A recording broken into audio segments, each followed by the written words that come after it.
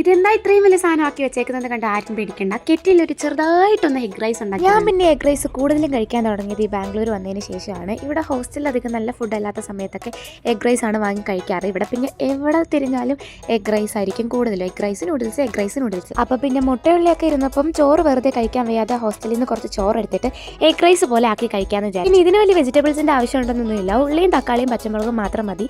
അതിൻ്റെ കൂടെ ഞാൻ ഫ്ലേവറിന് വേണ്ടിയിട്ട് കുറച്ച് വെളുത്തുള്ളിയും കൂടി അരിഞ്ഞിട്ടിട്ടുണ്ട്. ഇനി ഉള്ളിയും തക്കാളിയൊക്കെ നന്നായിട്ട് കുനുകുനാന്നാണ് അരിഞ്ഞെടുത്തിരിക്കുന്നത്. നന്നായിട്ട് ചെറുതായിട്ട് അരിഞ്ഞെടുക്കുമ്പോഴാണ് നല്ലൊരു ടേസ്റ്റ്. ഇതിന് പിന്നെ പ്രത്യേകിച്ച് പണിയുടെ ഒന്നും ആവശ്യമില്ല. കുറച്ച് എണ്ണ ചൂടാക്കിയിട്ട് അതിനകത്ത് ഉള്ളിയും തക്കാളിയും പച്ചമുളകും വെളുത്തുള്ളിയൊക്കെ നന്നായിട്ട് വഴട്ടിയെടുക്കുക. വഴണ്ട് വരുമ്പോഴേക്കും കുറച്ച് മസാല എല്ലാം കൂടി വാരിയങ്ങിടുക. അതായത് മുളക് പൊടി, മഞ്ഞപ്പൊടി, കുരുമുളക് പൊടി, ഗരം മസാലപ്പൊടി ഇത്രയൊക്കെ ഇട്ടിട്ട് മുട്ടയും കൂടി പൊട്ടിച്ചിട്ട് അങ്ങോട്ട് ഇളക്കുക. ഇത്രയുള്ള സംഭവം കാര്യം കഴിഞ്ഞു. ഇനി ചോറാണ് നമുക്ക് വേണ്ടത്. ചോറ് പിന്നെ നമുക്ക് കെറ്റിലൊന്നും ഉണ്ടാക്കാൻ പറ്റാത്തതുകൊണ്ട് ഹോസ്റ്റലിൽ നിന്ന് തന്നെ ചോറ് എടുത്തുകൊണ്ട് വന്നിട്ടുണ്ട്. ഈ മുട്ടയൊക്കെ വെന്ത് കഴിഞ്ഞിട്ട് ചോറും കൂടി ഇട്ട് അങ്ങോട്ട് ഇളക്കി കഴിഞ്ഞാൽ സംഭവം സെറ്റ്. അതിന്റെ മണ്ടേ കുറച്ച് എണ്ണയും കുരുമുളക് പൊടിയും കൂടി ഇട്ടിട്ട് കുറച്ച് നേരം കൂടി ചൂടാക്കി വെക്കാൻ വെച്ചാൽ നന്നായിരിക്കും. അപ്പോൾ ഇത്രയേ ഉള്ളൂ, നമ്മുടെ എഗ് റൈസ് ഇവിടെ റെഡി ആയിട്ടുണ്ട്. സംഭവം നല്ല ടേസ്റ്റ് ഉണ്ടായിരുന്നു. ഹോസ്റ്റലിൽ നിൽക്കുന്നവർക്കൊക്കെ ഒന്ന് ട്രൈ ചെയ്ത് നോക്കാം.